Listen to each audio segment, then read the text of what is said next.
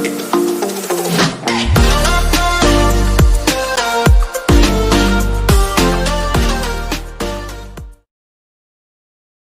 sebelum kita melakukan pekerjaan memasang dan membongkar sistem gardan, alangkah lebih baiknya kita mengenal dulu alat-alat yang nantinya kita akan gunakan, dan juga saya akan memaparkan sedikit terkait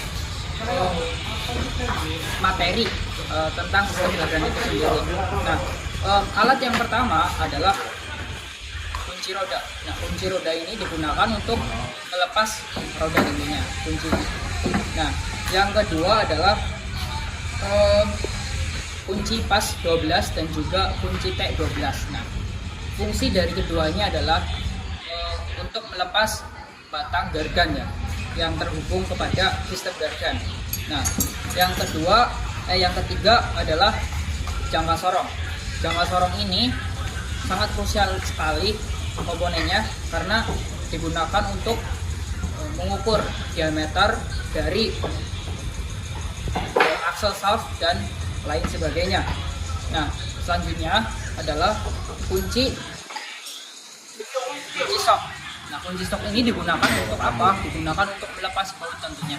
Lepas baut yang ada pada sistem gardan itu sendiri. Nanti kita akan jelaskan lebih lanjut pada saat pembongkaran dan pelepasan sistem gardan. Nah, yang selanjutnya yang tidak lupa juga, kita harus menggunakan jangka sorong untuk mempermudah kita dalam proses pembongkaran roda. Nah, itu sebelum kita langsung ke pembongkaran, alangkah lebih baiknya kita juga mengenal sedikit tentang materi sistem gardan. Tadi kita sudah bahas sedikit tentang alat-alat yang nantinya akan digunakan pada proses pengerjaannya. Nah, di sini saya akan jelaskan sedikit tentang sistem gardan. Nah, sistem gardan itu apa sih? Sistem gardan adalah komponen yang sangat krusial sekali pada mobil ya. Jika tidak ada sistem gardan, maka mobil tidak akan berjalan. Nah, di sini saya akan jelaskan gimana sih cara kerja sistem gardan itu sendiri.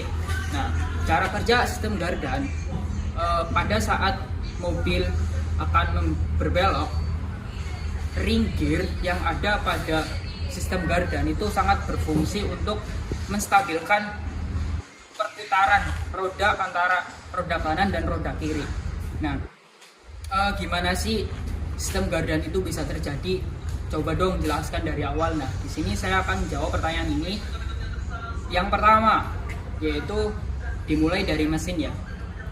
Proses kerja pengapian yang timbul pembakaran dari bensin dan juga busi yang mendapatkan percikan dan mendapatkan pembakaran yang akhirnya menuju ke piston diubah menjadi gaya putar oleh sebuah crankshaft ya. Nah, crankshaft ini perputarannya menuju ke transmission. Nah, setelah dituju ke transmission ini akan menyalurkan ke batang gardan yang selanjutnya akan menuju ke drive pinion gear pada sistem gardan itu sendiri. Nah, pada saat itulah perputaran tersebut akan diubah menjadi perputaran yang stabil gitu antara roda kanan dan roda kiri. Baik, itu saja penjelasan sedikit terkait materi sistem gardan. Untuk selanjutnya kita akan langsung saja pengerjaan tentang proses pembongkaran dan pemasangan dari sistem gardan dan juga analisa dari sistem gardan, dan juga nanti kita akan mencoba mengukur dari diameter dan juga panjang dari komponen-komponen sistem gardan. Salah satunya adalah axle shaft. Baik, itu saja. Terima kasih. Stay tune terus. Baik, kita mulai langkah pertama ya. Langkah pertama yaitu pelepasan roda. Nah, perlu diketahui sebelum kita melepas atau mengendorkan, yang pertama yang perlu kalian lakukan adalah mengendorkan baut terlebih dahulu. Setelah sudah dikendorkan bautnya, baru kita dongkrak. Pasti kalian sudah tahu kita skip aja tutorial ini untuk membongkar roda. Intinya kalian sudah tahu mengenai gimana sih cara untuk membongkar roda itu sendiri. Baik, setelah kita sudah membongkar roda, sama selanjutnya kita akan membongkar axle shaft ya. Axle shaft atau bolt, axle shaftnya itu ada di dalam piringannya itu sendiri. Nah, cara membukanya dengan menggunakan T14, bisa dilihat. Double tank mana? Oke, kita lepas.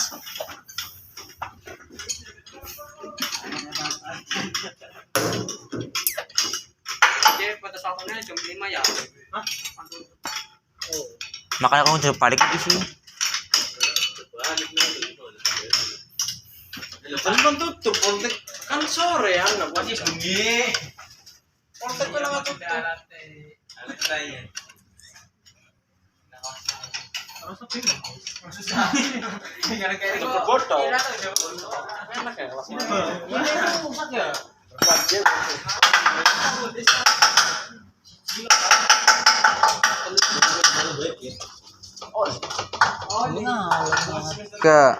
Nah, tadi kita sudah melakukan pelepasan baut 14 pada rusak ini ya. Nah, ini hasilnya. Kita udah lepas. Nah, langkah selanjutnya kita akan membongkar drag pinion shaft yang ada di sana. Stay tune terus ya. Lepasan mur dengan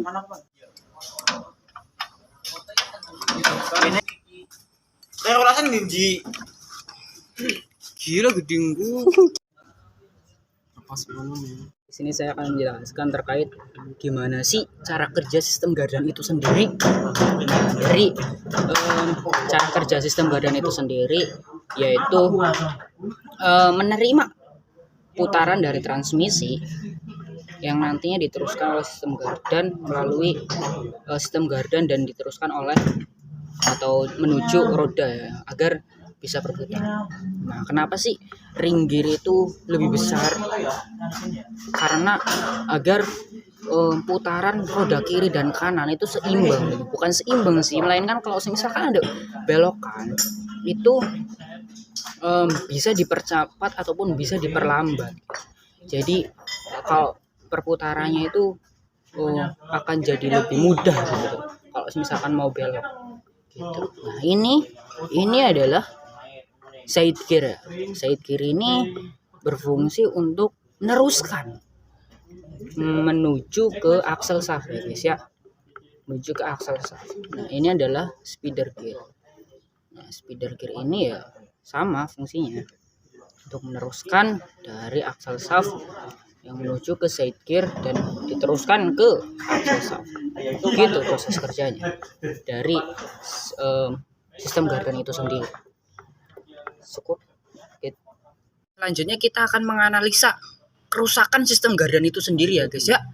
Oke, di sini yang pertama yang perlu kita cek adalah dari ring gear itu sendiri ya guys ya. Nah, ring gear bisa rusak, bisa kita ketahui dengan cara apakah ring gear ini oblak atau tidak. Nah, di sini sudah terlihat jelas bahwasanya ring gear itu sendiri oblak ya. Jadi sudah dipastikan ini rusak ya guys ya. Harus diperbaiki. Nah, selanjutnya dari side gear, apakah mengalami keausan ataukah mengalami oblak? Di sini tidak terjadi oblak sama sekali ya guys ya. Nah, kiri kanan itu tidak mengalami oblak. Bisa dilihat dari sini. Selanjutnya dari speeder gear. Nah, dari speeder gear ini sendiri tidak mengalami oblak ataupun mengalami keausan ya guys ya. Ini masih normal. Gitu. Terima kasih. Sekian dan terima kasih.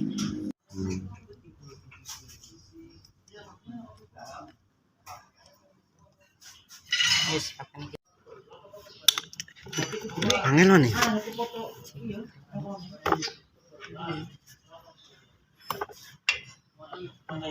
Aduh, ini man. Wis beli si cidok baik. Ini adalah pembersihan axle shaft dengan menggunakan cleaner dan juga bisa nganggo kain.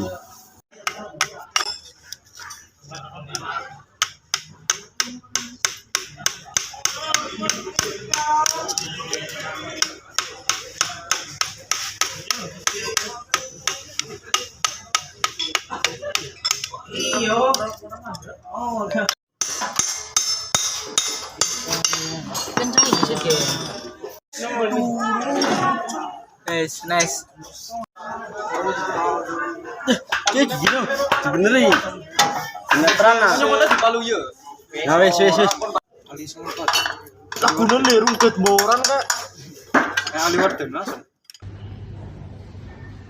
Baik, tadi kita sudah melakukan pembongkaran dan juga analisa terkait aksel saf, dan juga kami juga sudah mengukur diameter dan juga panjang dari komponen-komponen sistem gardan itu sendiri. Nah, kesimpulan yang diambil dari observasi tadi, yang pertama adalah bagaimana sistem gardan terjadi. Coba jelaskan dari awal. Nah, pertanyaan-pertanyaan ini dan ukuran-ukuran ini nanti kita akan bahas selengkapnya ya. Oke, langsung aja kita bahas. Nah, yang pertama, bagaimana sih sistem gardan terjadi? Coba jelaskan dari awal. Nah, jadi sistem gardan itu terjadi ketika pembakaran yang ada pada transmisi itu terjadi, dan sehingga piston akan mengubah gerak putar melalui crankshaft. Nah, crankshaft tersebut itu akan menyalurkan perputaran tersebut ke transmisi. Nah, transmisi menyalurkan lagi ke batang gardan gitu loh. Nah, setelah disalurkan ke batang gardan, disalurkan lagi ke drive pinion gear gitu di komponen sistem gardan. Nah, setelah sudah disalurkan ke drive pinion gear, maka perputaran tersebut itu akan dibagi gitu menjadi perputaran dua arah, kanan dan kiri. Nah, yang kenapa disebabkan seperti itu karena ada ring gear dan side gear di situ, sehingga mengubah perputaran tersebut gitu. Itu adalah jawaban yang pertama. Nah, jawaban yang kedua adalah bagaimana sih sistem gardan terjadi ketika berbelok. Nah, sistem gardan atau mobil yang mempunyai sistem gardan, hampir mayoritas mobil itu mempunyai sistem gardan. Nah, ketika berbelok itu dipengaruhi oleh ring gear. Nah, komponen ring gear inilah yang membuat mobil tersebut itu saat berbelok perputarannya itu sama gitu antara roda kanan dan roda kiri. Itu adalah penjabaran jawaban dari nomor 2. Nomor 3 adalah apa sih penyebab axle shaft tidak sesuai standar?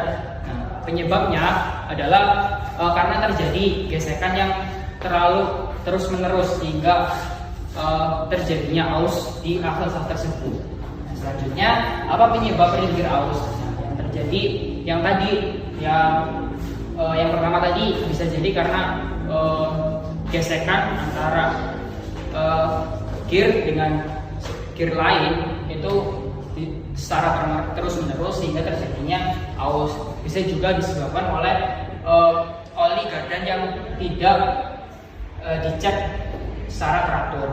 Nah, itu adalah jawabannya. Nah, pada proses pembongkaran dan pada sistem gardan itu sendiri juga kita memperoleh hasil ukuran-ukuran yang ada pada papan tulis ini. Nah, ukuran yang pertama adalah diameter axle shaft kiri itu sama dengan 25,00 mm.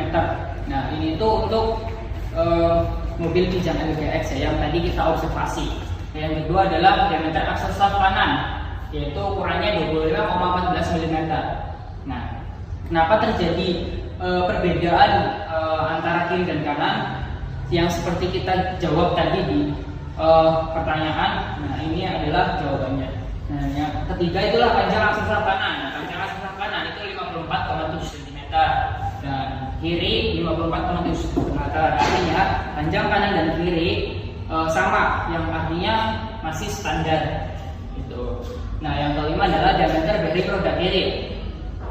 Nah, diameter bearing roda kiri itu memiliki diameter 71,80 mm dan kanan 71,80 mm. Artinya kedua bearing roda kiri dan kanan itu masih di batas standar. Baik, itu saja kesimpulan dari observasi kita dari dimensi tutorial cara membongkar, analisa dan juga pengukuran. Kita mendapatkan kesimpulan seperti ini. Nah, itu saja video kali ini. Kurang lebihnya saya ucapkan minta maaf ya sebesar-besarnya. Saya akhiri. Wabillahi taufiq wal hidayah. Assalamualaikum warahmatullahi wabarakatuh.